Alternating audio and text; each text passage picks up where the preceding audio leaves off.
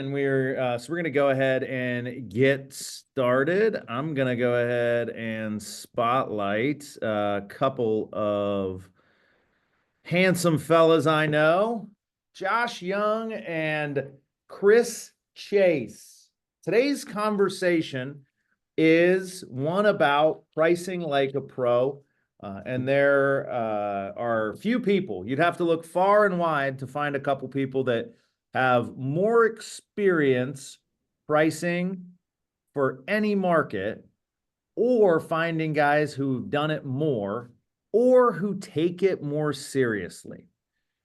Josh and Chris are both consummate professionals in our craft.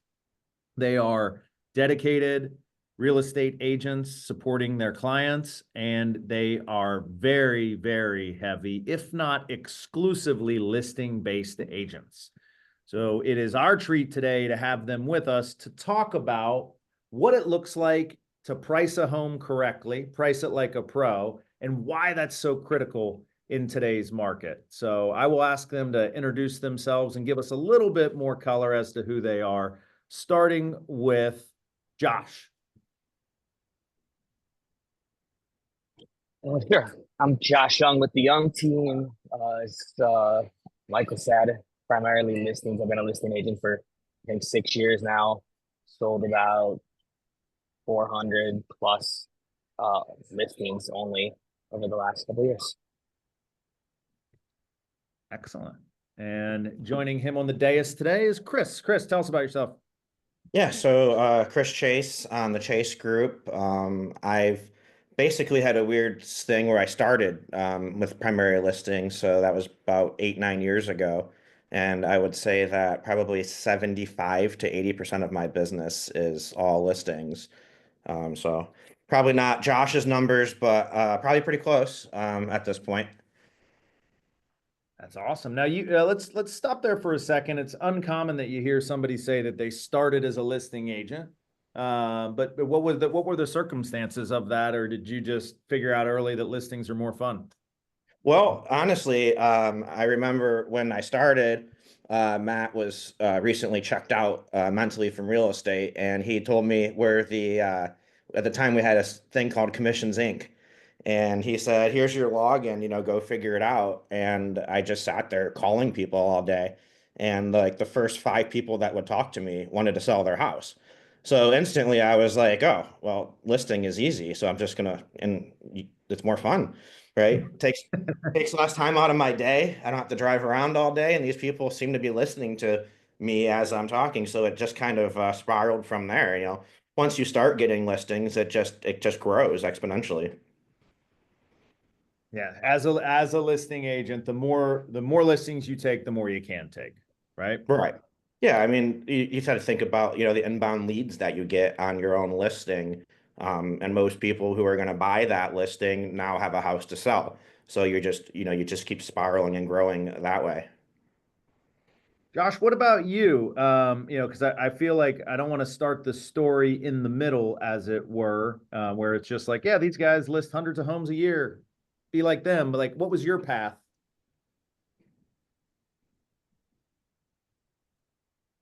Yeah, well, I started off as a professional horseback rider. Ended up kind of in real estate unexpectedly. I did 1 year as a buyer's agent with the end goal of moving over to listing side as quickly as possible. I think for myself it was listings are a lot more business, buying is a lot more emotional, and it kind of just fit my personality. No problem having the talk about the numbers and the past and moving away and you know all that good stuff. Not quite as good as getting excited about what people are going to be spending their future Christmases. That's a really interesting way to describe it. And Chris, I saw your head nodding there with respect to like this being a less emotional, not necessarily more serious, but you get to be more pragmatic in the conversation with the sellers than you do with buyers. And we have to have hard conversations, and that you can't be afraid of those conversations. I like it because when you meet with someone in a listing appointment, you have to earn their trust that you're the absolute best person to sell their house for them.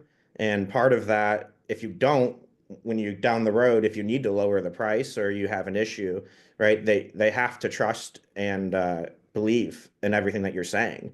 And I think I see a lot of, with having a team and helping agents, I see that being one of the biggest issues that people have is those hard conversations, Mhm.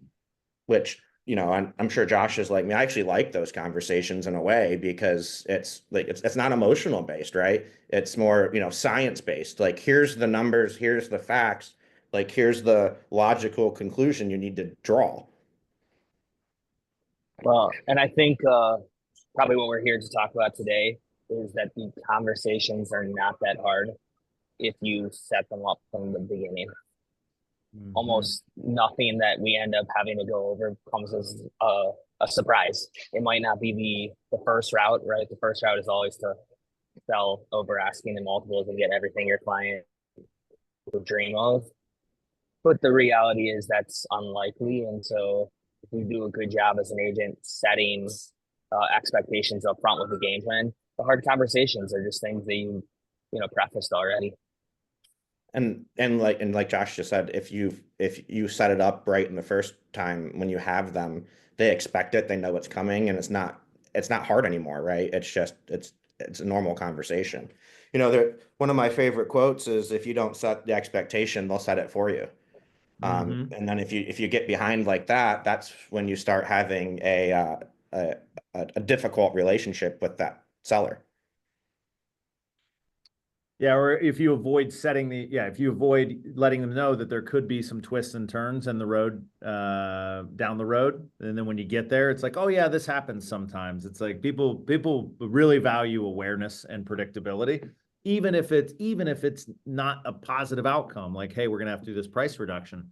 So, thinking about that, when we think about listings, right? Some of us, our head goes to putting that sign in the ground. Some of us, our head goes to sitting at the kitchen table and sharpening our pencil and getting really tough on negotiating our own commissions. It actually starts with a pre-listing conversation though, right? Like you gotta get some stuff from them before you walk in the house. So take us through each of you guys. Like, what are your priorities for pre-listing? What's your process? And then what are you really looking to pull from the client before you show up?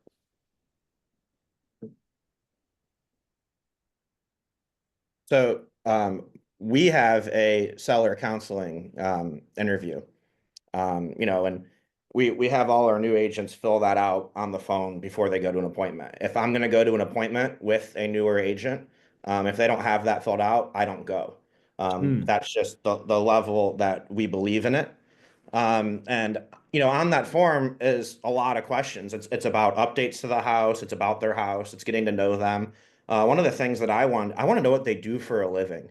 And people always ask me like, why is that important? Well, my listing presentation is different to a artist than it is to an engineer.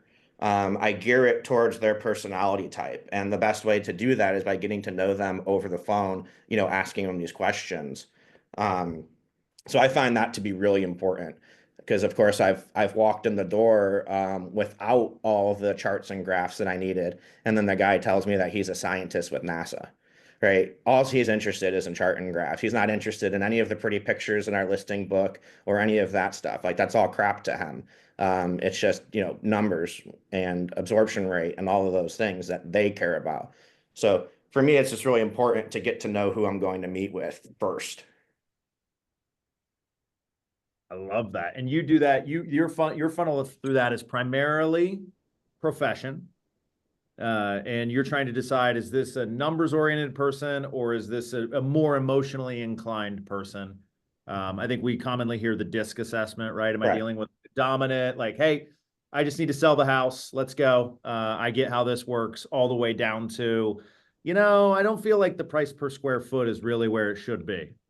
Right. And obviously the traits are a lot different. Some people, all they want to do for you to list their house is to like you, right? That's all they care about. We've sat in appointments and I've everything ready to go and we're talking about common interests and hobbies and stuff. And they look at me and go, okay, I'll sign the paperwork now. And we haven't even talked about the price of the house.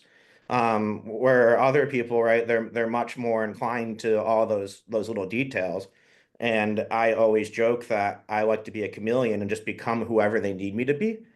Um, because I feel like I'm the best person to help them sell their house. So whatever makes them feel the best way is what I want to provide to them. I love that. I love that. So it's smart. It's playing the person, not the hand, so to speak. Josh, what are you doing and what are you looking for and what are you sussing out going into a pre-listing? I would say very similar. We call it our like green sheet, seller info sheet. And though I would love to tell you we get it on every single appointment, it's probably 98%. You will get those people that you end up just showing up at their house. You can't get them on the phone, but you are putting yourself in, you're starting off on the wrong foot if you don't get it ahead of time. You can always ask people the questions while you're sitting there, but it loses a ton of the impact. We don't ask about profession, though it comes out often enough. But with the same intention, we're looking for that disc personality uh, through the conversation, right? If you ask them to tell you about the house improvements they've made in the last 5 years, you can figure out if they're a C personality, a D, an I, and S pretty quickly. Questions that I think are super important for me, and it's like starting off already with the what a lot of people would consider the hard questions. Have you been watching the market? Do you have any idea, based on where the market is now, how much your house is worth? How much do you owe on your house? What are the top three things you're looking for in the realtor you eventually choose to hire? Are you interviewing anybody else? And the last final question is if everything we say makes sense, if you end up having confidence in us, are you prepared to sign listing paperwork when we're at your house? And I feel like you will ask all those questions, you go on with a great game plan. You indicated that those can sometimes feel like hard questions. Hey, I've maybe met this person once or twice, maybe they're in my database, and now I'm asking them how much they owe on their home. Is there any is it as weird for them as it is for us? Or is it probably Sometimes, less weird for them? Maybe sometimes. Yeah. sometimes, but it's no less weird. We're professionals. You go to the doctor, they ask you to take your pants off. Less weird than that. Well, sometimes they do. Sometimes, yeah. Well, no, I think that's a good analogy because I think what you just described are the vital signs, right? No matter anytime you go to the hospital, anytime you go to the doctor, they take your blood pressure, they do a little blood work, they hook you up to a heart rate monitor, they do all those things because they want to get a baseline for like who's the person I'm interacting with. Right? Like, oh my God, your heart rate's through the roof. And then they're going to ask some diagnostic questions around alcohol consumption, exercise rates. You're doing the same thing so that you can prescribe the right strategy to sell the home. Well, we're a Yeah, fiduciary. the end goal is for us to come as well prepared as possible to their house in um in effort to not waste their time. Yeah. Chris, you used a trigger word, a very good one. Yeah, but we're a fiduciary to these people. So you're not going to have a conversation with your financial advisor and be afraid to talk money with them. So I don't see why, there are people who are timid and afraid to ask questions. What do you owe on your house? Do you have a second mortgage, right? What are your plans? Yeah, our goal is to help you sell your house, but it's to help you do whatever is the next step, right? The house sale is part of it. So are you selling to be closer to your friends, your family, whatever it might be? Our job is to help facilitate that. And if you're afraid to ask questions that because they might take it wrong, you're just doing a disservice to yourself from getting it. Because if you say, hey, how much do you owe on your mortgage? Why do you want to know? Well, that's an easy question to answer, right? Well, I'm here to help you sell your house. So I need to know, right? And I'm going to do a net sheet for you. I'm going to show you how much money you're going to get in your pocket because that's what people care about, right?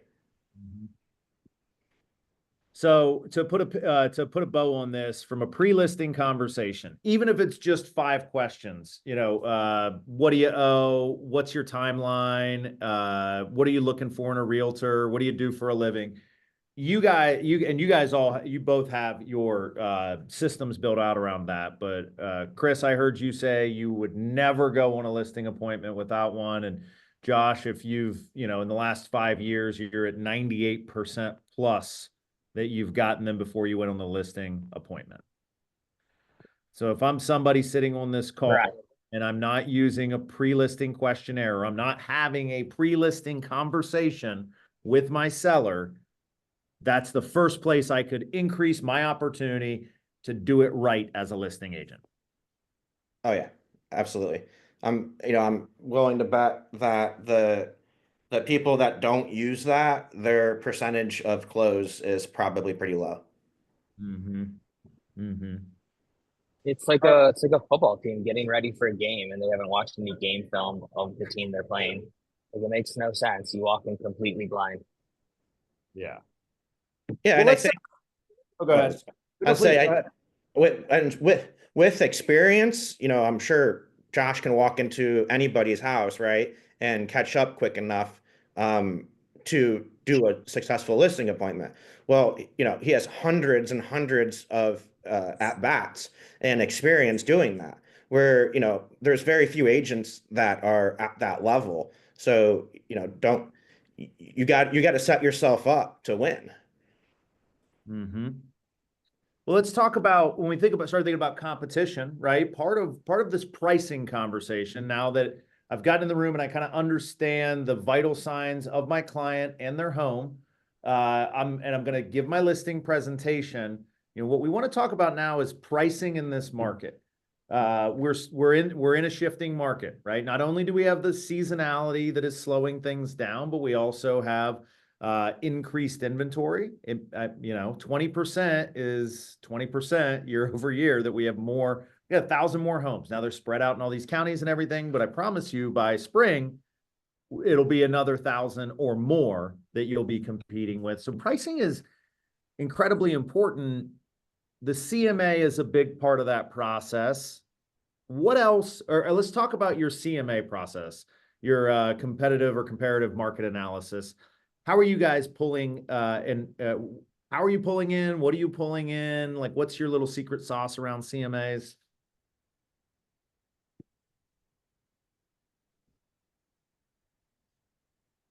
For me, it always starts the same way. It starts with a quarter mile radius of the last 6 months, and then I adjust from there. Sometimes it's I got to go back further. Sometimes it's I got to go out wider. If you're selling in Lyndhurst, there's probably a ton of properties in a quarter mile, and maybe you have to even tighten that up into a little pockets like in Cleveland Heights. In other areas, you've got to go to the entire school district to find decent comps. But for me, I would say like comping properties is partial science, partial arts. It's definitely takes some creativity. Okay, and that is usually in you, that creativity showing up in, like, how do I build the box that I'm going to compare? Like, where am I actually looking for a like property? Yeah, well, I think it's especially in Northeast Ohio. You can pull 7 houses on the same street. They're all different types. They're all different sizes and vintages, and so I think you have to start pulling, some sort of creativity as far as, well, to me, bathroom count matters a lot. That's much more important as far as floor and the ceiling than bedroom count. Condition, of course, always trumps everything.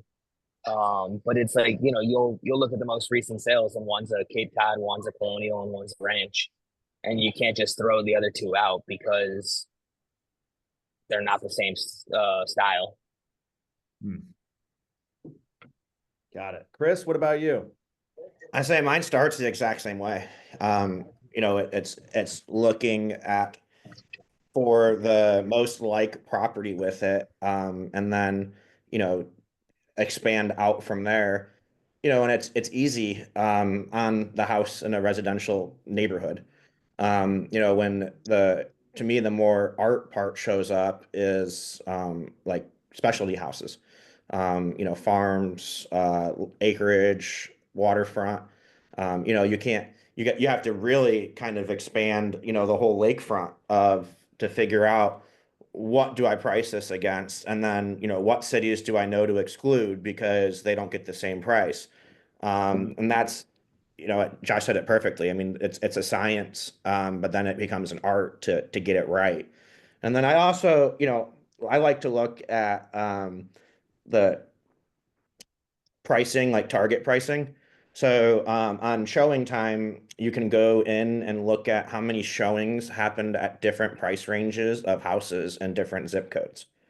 Hmm. Uh, so to get down into the weeds, right? If I have a house that I think is worth 350, but I see that 350 to 400, they only get, three showings, but then I see that the $10,000 under that, they get 18 showings.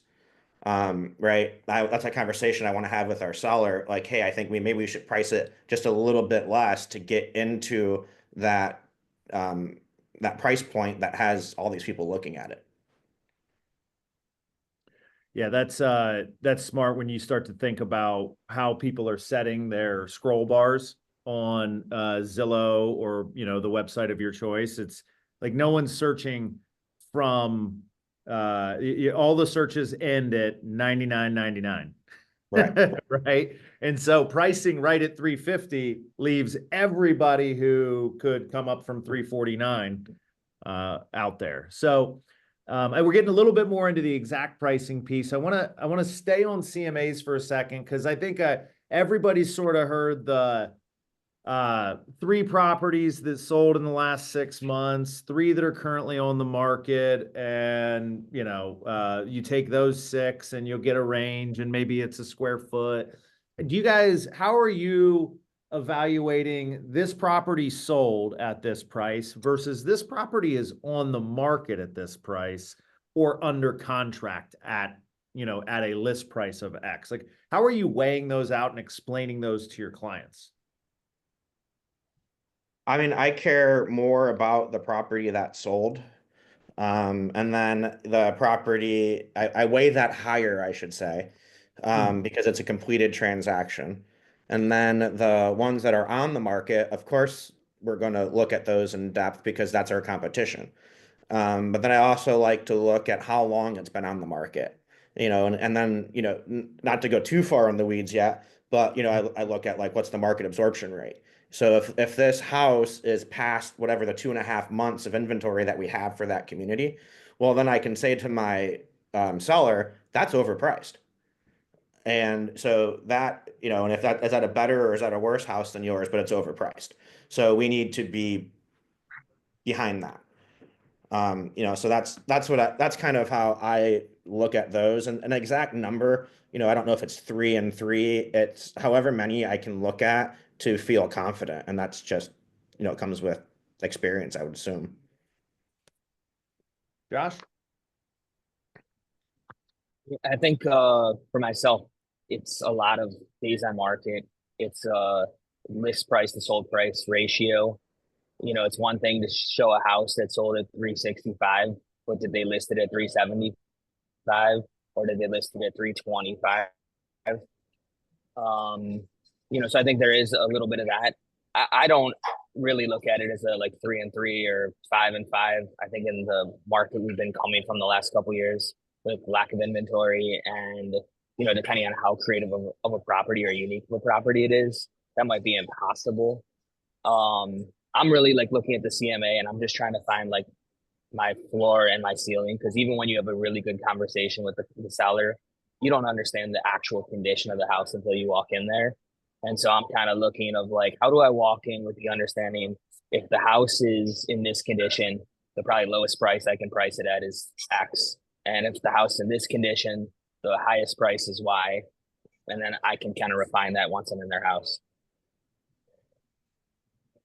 Okay, so you're going in, you're doing obviously you're doing the CMA before you go in for the listing appointment, but you're coming in with a range in your mind, which is like, here's my Yeah, floor, here's my basically ceiling. a floor and a ceiling number. Now, shoot, you said something in there that I wanted to double click on. Chris, you look like you had something to say. Bail me out here. No, I'm basically the same way, right? I have my thought of the worst condition and then the best condition and then price, get it in between there. Um, and that's what I start with. Obviously we've all been in appointments where the seller goes, but I want, something that's 20% higher than what I have as the highest. And so my Yeah. first question that I ask myself is, okay, did I do something wrong? Right. So now I go back and why am I wrong, right? And recheck my work. Well, let's talk about that because you just jogged what I was what I wanted to drill a little deeper on, and that is like, how do you have anything that you use as sort of like a quick smell test? Like, hey, I'm doing these comps, and I feel like I got a range, but all of a sudden my price per square foot is coming up 30% higher. Like, am I, do you go, revisit? Is there like a final like cross check that you do to make sure you're not completely crazy with what you're walking in with? I mean, I think I'm completely crazy. Yeah, that No, was perfect. no, I just if I feel that there's some sort of data point out of line, I kind of go back and start over and see why, or maybe start narrowing it down, like Josh said, okay, getting more specific on bathrooms, right? Getting more specific on why is there this discrepancy? What am I missing? What is it?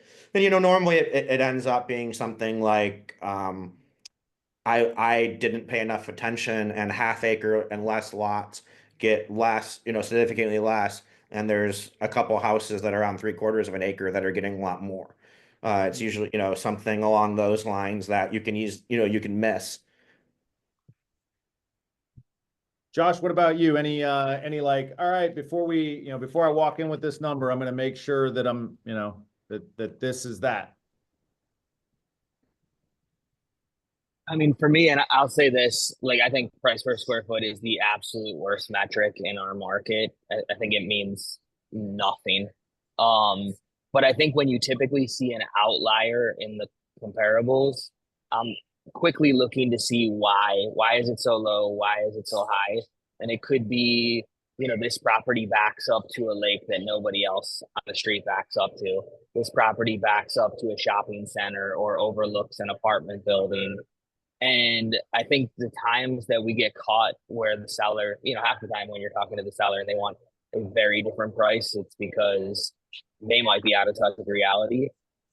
But sellers are also the experts in their neighborhood or in their house. And so sometimes they know something that we don't know. And, that's the time where you got to be really prepared and you got to be able to think on your feet. You got to ask why, right? I mean, I've sat there and the seller says, I always ask sellers, what do you think your house is worth? And 60% of the time they'll answer it before I tell them my number. And sometimes I'm recalculating in my brain when I hear this. And other times I'm like, all right, we're completely in line with each other. But I ask them why, right? Like, because like Josh said, they'll be like, oh, well, at the dead end of that cul-de-sac over there, there's a giant apartment complex that you really see when the leaves fall. You don't see it right now, right? There's something going on somewhere that they know about that we don't because we don't know every single neighborhood. Mm-hmm. So that's the value of the range as well, right? Because if you're coming in like, oh, this is a 259, 999 slam dunk every time, and you're not willing to massage it or prepared to massage it, you're gonna be caught trying to redo a CMA with a laptop on your lap in somebody's living room, Yeah, which I think neither of you would that's not a recommend. good look. Not a good look.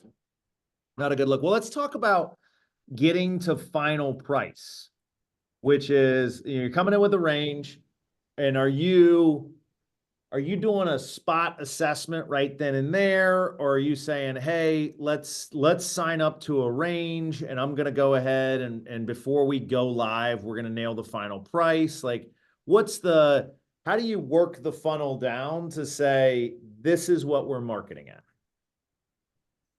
It's situation dependent for me. Okay. So I always go in with the range, and sometimes you sit down and you talk and you see the house and it's a perfect fit. And I can say, hey, I think this house is worth 399, and they're like, hey, I completely agree. And it's perfect. But there's other times where I've been way off on my CMA. Maybe because some of the questions that they answered when I asked them the counseling interview beforehand, oh, I forgot we finished the entire basement and now it's a walkout and we built a pole barn. Oops. I thought we just did the kitchen. And so there's other times where I just tell them like, hey, I've never seen your house before. This is my first time here.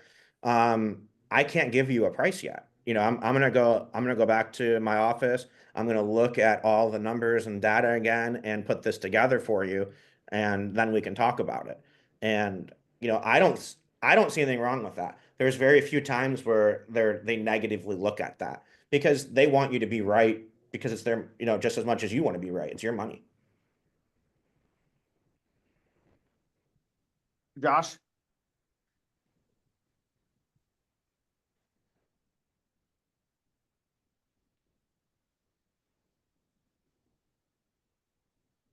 Feels like all right. Just the two of us now.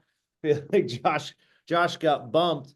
How much of, like, I think there's some people on the call that might even feel like a little bit anxious if like, oh, I'm gonna go on a listing appointment. I'm not gonna offer a price. How much of it is just confidence and you selling the fact that like this is how we get to what you want? This is that motivation that you're sussing out in vital signs. You can circle back to it.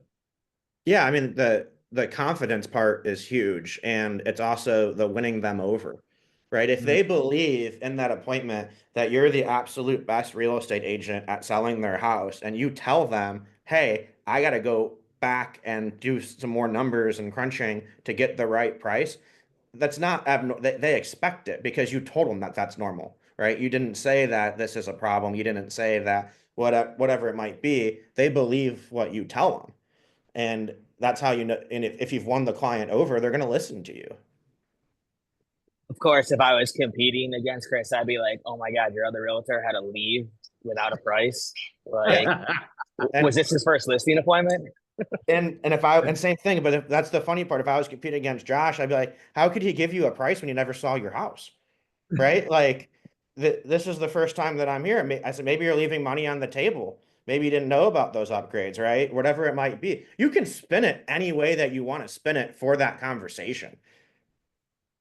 Do you remember a couple of years? It had to be a couple of years ago. We did the winning in multiple offers, and we did the mock offers where we had three agents write offers against like an agent's listing, and we did the whole process on here. I would love to see a Chase v. Young. It's like Ali v. Frazier style like listing competition. You guys can come list 1189 Warren Road, my home. We'll film the whole thing, and I don't know. We'll see if you're good enough to get me to sell it. It'd be Perfect. fun. Let's do it. It's like, hey, one more listing before the end of the year. We'll take it. Yeah, and I'm getting 7% out of you though. All right. I'm gonna collect a And referral you fee. guys only charge 7%. That's it. See, you can whatever it is, you can do it's but it's about right, it's about confidence of it. It is, You yeah. go in there with the absolute confidence that you're the best person to do this. You can spin any situation to make yourself look good and look better. Mhm. Yeah, of course. It's like, oh, Chris is only charging you 7%. His marketing team must be made up of a bunch of like volunteer high school kids. Like, that's adorable. Right. Uh, well, let's talk about this because okay, we're talking about exuding confidence and they're signing because they like you, they know you, they trust you, you're the professional. And then there's this thing happening. I think it's the first time in the history of real estate that we've seen it happen, which is like you have to sometimes reduce the price. That means maybe you got it wrong. How are we one, setting our clients up with the expectation and setting terms on what we need to do and when we need to do it. And then two, how are we doing that in a way? How are we having the actual go to a new price conversation in a way that is making them not hate us and think that we failed? So it's funny that this today, I just had to get a seller to reduce her price $20,000 last night. And it was a house that thought was there was comps that supported her price and everything to be, thought it was the right listing price, and it hasn't sold. So the first thing that I do is I discuss price reductions in the beginning, when we go to list it. So I say, and it's an arbitrary number, depends on what I'm seeing in the market for that little area. But I'm like, after 14 days, if we don't see this amount of showings and this amount of offers or these things, we're gonna have to have a conversation about reducing the price. And then every time that I talk to him, so I call every one of my listings every Friday, and I tell them how the week went and what we're doing the following week. And during that conversation, I throw in there just I, thoughts that the price might be too high. So when I come to them and say, "Hey, we have to lower the price," they're not surprised, they're not caught off guard, and normally they go, "Okay, how much?" Right? They're asking me how much, and when I say, I think 20 grand will do it, they go, "Oh, okay, right, I trust you," because they also are seeing their house not sell.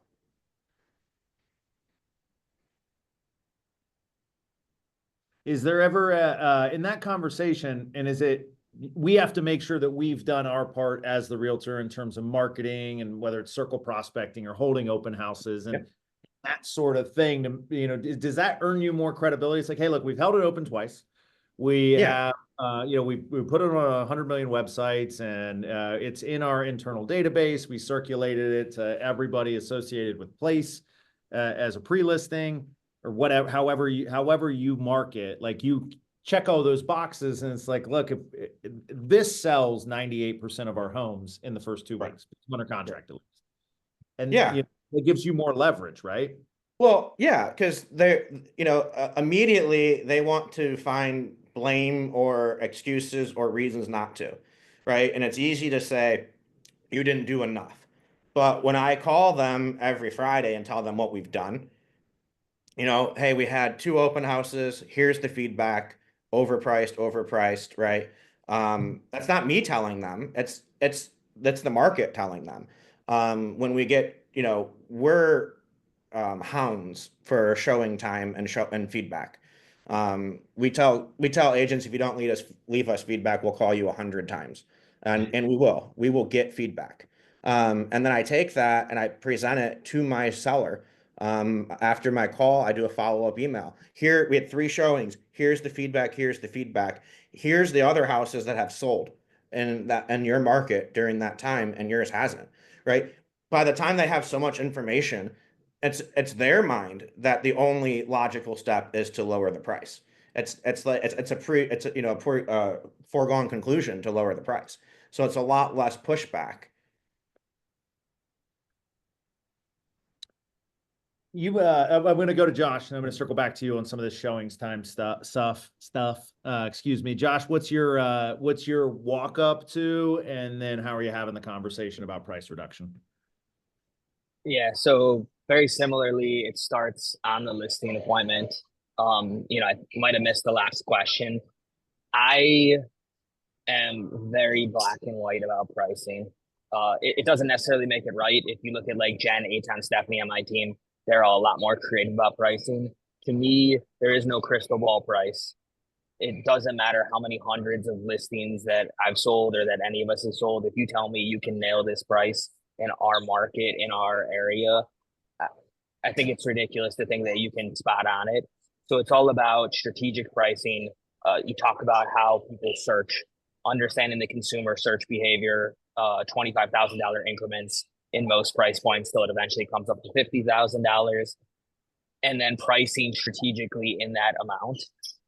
And then from there, price adjustments if the market rejects the price. As Chris said, it's not me. I'm not telling you the house is not worth it. I have no idea. I'm not buying your house. I can promise you that. Well, we might buy your house. That's one of the programs. But if we go this route, I'm not buying your house. And so then it's a strategic price adjustment. And we talk about what that looks like in the listing appointment, in that a price adjustment needs to accomplish two things. It needs to get us in front of new buyers. So it has to get into that next bracket of search parameters. And it doesn't matter where you price your house, there are always people that are either looking at your house in person or online that feel that it's overpriced. And so the price adjustment needs to be substantial enough to get those people off their couches and look at their spouse or whatever and say, honey, if we don't go look at this house now, we're going to miss an opportunity. And so, you know, in most price points, if you talk about from call it 200 to 600, 700, a price adjustment, in my opinion, needs to be $25,000, or it doesn't accomplish what I want a price adjustment to do. And as Chris said, it's like we go over it in depth at the appointment, and we will do our weekly phone call where we're touching on it to the point where the seller already knows it's coming, and they're basically, I'm calling them and they're saying, let me guess, it's time to go to 475. And it's an easy conversation at that point. Oh, it's, you know, it's even better. I can judge how well I did at a listing appointment and how well I've gotten to know a client when they actually call me and say, "Hey, it's time to lower the price." Right now you've known that you've really connected. You've really got it going. But those are the conversations, though, especially, you know, being, you know, on a team.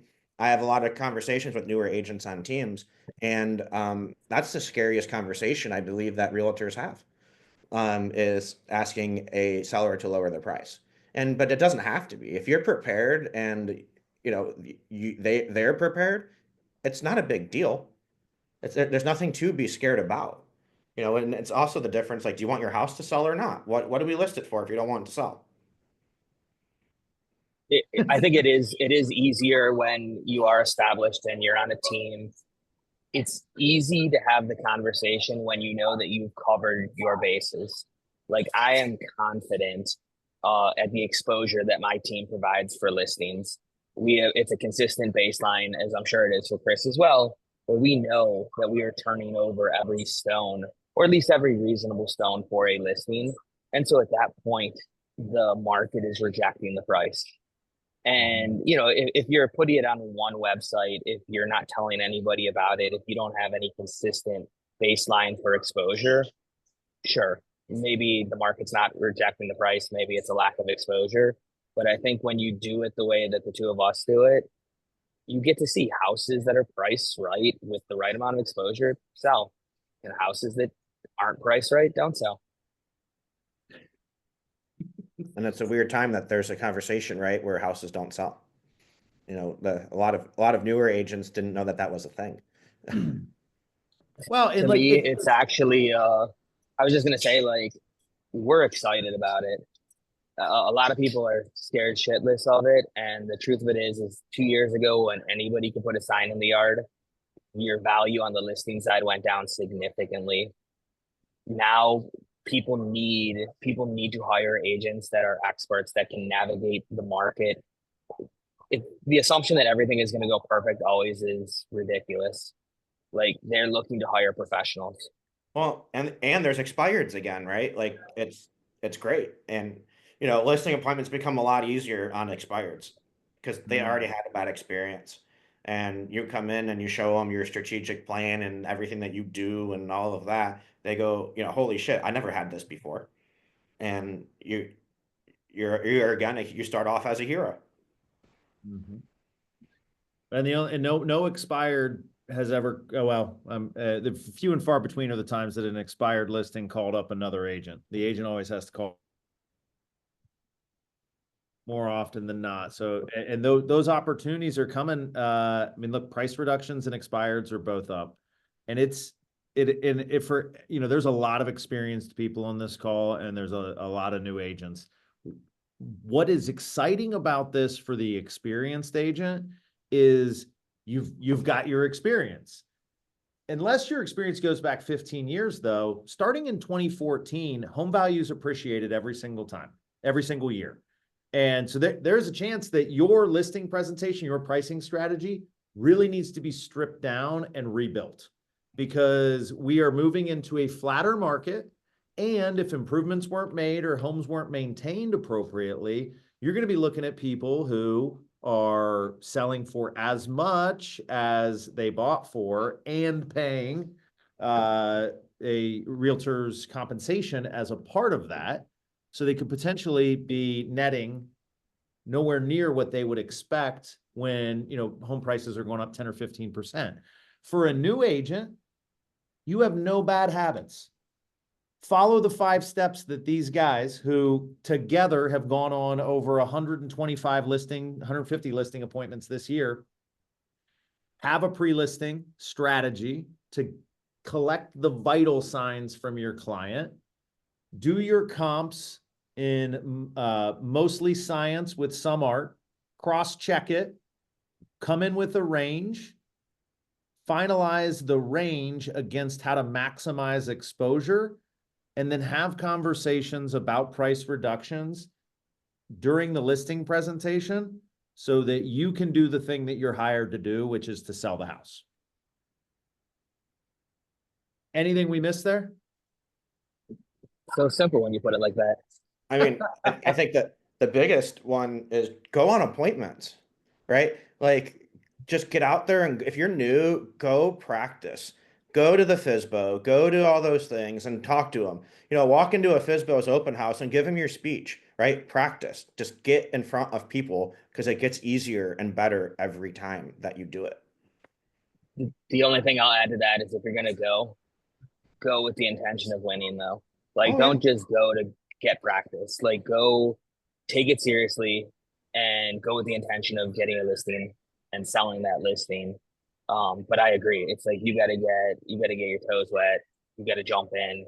It's like you will never get the experience that some of us have listing 3 properties a year. Each property goes a different route. They take a different path, and it's like that's to be expected. And the more you do it, the more you have the opportunity, firsthand experience, to figure it out. That's awesome. So your advice is get in the game. There's no faster way to learn it than to do it. I'm gonna before I ask my last question to you guys, I'm just gonna allow anybody who wants to drop a question in the chat, please. You're in a position to hammer out a question. If there's something they didn't cover, something you want a little bit more explanation on, we got about 10 minutes left. The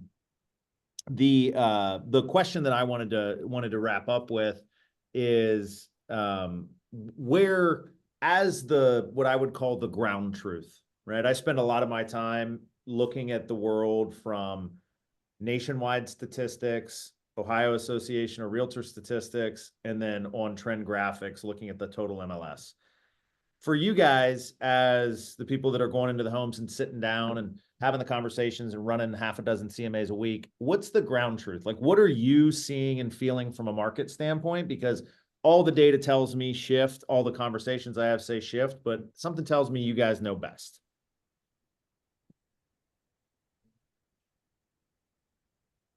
I mean, I see a shift coming, the same as, it's starting to be, we've been balanced for a while, but I still think that reasonable, a correctly priced, nice house is going to sell quickly. And I think we'll probably stick that way for a long time. I don't think that the world's on fire. I don't think real estate's falling away. I don't think realtors are getting replaced. I don't think there's this crazy thing with the commission changes. I think it's actually all a plus. And I think the good people are adapting appropriately. And our numbers are already showing it on our end, and with our team. Yeah, I would agree. I mean, is there a shift? Of course, like the market is slowing down a little bit. I think that it is grossly blown out of proportion. And I think it's, mostly blown out of proportion from agents and sellers or clients that have a memory that only goes back 24 months. we are, we're talking on our properties, luxury listings north of $1 million that are selling in 100 days instead of 2 weeks. But 5 years ago, they took 2 years to sell. Um, you see some properties expiring and price adjustments, but like that was the norm. It's 90 days as opposed to one weekend. It's definitely shifting, but it is just getting to a point where I think there's a skill set, as Chris said as well, right? It's like homes that are priced well in good condition. We're still seeing multiple offers on properties as well. Yeah, there's still a lot of buyers out there. Like they didn't go anywhere, right? They still want to get into their home. First time home buyers. Like it's the world has not ended. And also, Mike, I know you love your national numbers, and I always joke and I work with investors that are in national markets. And they, ask me, tell me how their market's doing, ask me how Cleveland, and ask, what? Who cares? I don't care what's happening in San Antonio, right? Like we're in our own little area here and focus on that and you will be successful.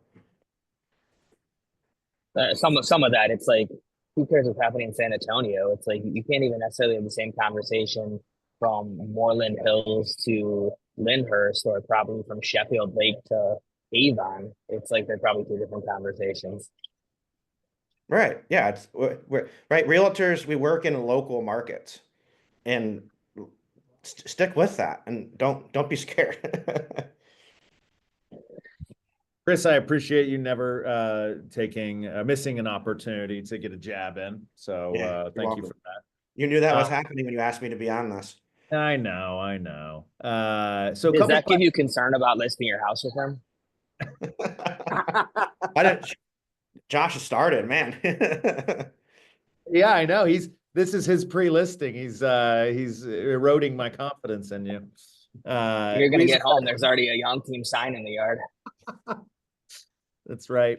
I'm gonna require that it be priced at what Fellow told me it's worth. That's perfect. If not, Ryan will buy it. All right. So a couple questions in the chat. Jill Brown asks, once you establish your floor to ceiling range, how much percentage can condition knock you out of your out of that range based on your general rules? Like, I guess to reframe the question is you got your range, how often are you hitting inside of that range? And then how often are you finding something, wholesale different, either bad or good, right? We did all these improvements we forgot to tell you about, or, there's mold in the basement. I would say very infrequently. And I think very infrequently because of the amount of listings that the two of us have gone on. We look for that floor and ceiling of like, I've seen the worst of the worst, and I've seen the houses that like blew me away. And, I'm kind of coming in with that idea of if it's here and here. Yeah, and I couldn't tell you what it is, but I can tell you that on the phone calls that I have with these sellers, that I get an idea from talking to them how they live their life, how they maintain their house. And I'm rarely surprised, right? Sometimes I'll be like, all right, when I'm walking into this house, I know it's not going to be in the top tier. And then you pull up and you're like, yep, you're right. And then other times, right, you're like, all right, I know that they're going to have a great maintained house and they're going to be towards the top of that the ceiling, but very rarely, do you walk in and go, oh crap. Got it. Thank you. Jill found that helpful. And then one from Serena. Any reason that somebody shouldn't shadow on listings if they have the opportunity, or ride shotgun on some appointments? I mean, I think there's every reason in the world to. Yeah. Right? I mean, watching someone give a listing appointment is huge. And participate, right? I mean, honestly, there's stats out there that I read somewhere that agents do better with two people in a listing appointment. It's more comfortable. Um, Huh. I'd not heard that one before. I'm not to suggest that I would fact check you, but I just want to, that's interesting because I could see that being helpful. You got somebody to bail you out. Maybe if Yeah, you get a question you don't know how to answer, or right. personality types. And Yeah. I mean, how many times are you on a listing appointment with husband and wife, or spouses, and it's a 2-on-1 game versus, and you can make it 2-on-2. Well, at the same time, we talk about, and I'm sure Josh does the same thing. We talk about the benefits and of our team, and what says team more than two people being there, Yeah, right? Or you're not just hiring one person; you're hiring all of us. that's right. Josh, any final thoughts from you? Not really. I mean, I think we've covered a lot. I think no, I think it really comes down to it's all about strategy. It's great to price it up front and hope that you're going to be spot on. But the true professionals, it starts at the beginning with the pre-phone call and, goes all the way towards basically, I think Chris said we're a fiduciary. It's like they're hiring us to get their house sold, and that's the end goal. We're on the same side. I love it. Gentlemen, thank you so much. This was a fantastic session, and one that I know everybody here got a lot out of, and we're going to clip up and make sure that we can redistribute to everybody else. Pricing is an increasingly important thing in our market and in this moment, and I know that our people are better equipped of it thanks to you. So go forth and conquer, everybody, and we will see you soon. Thanks, guys. See ya.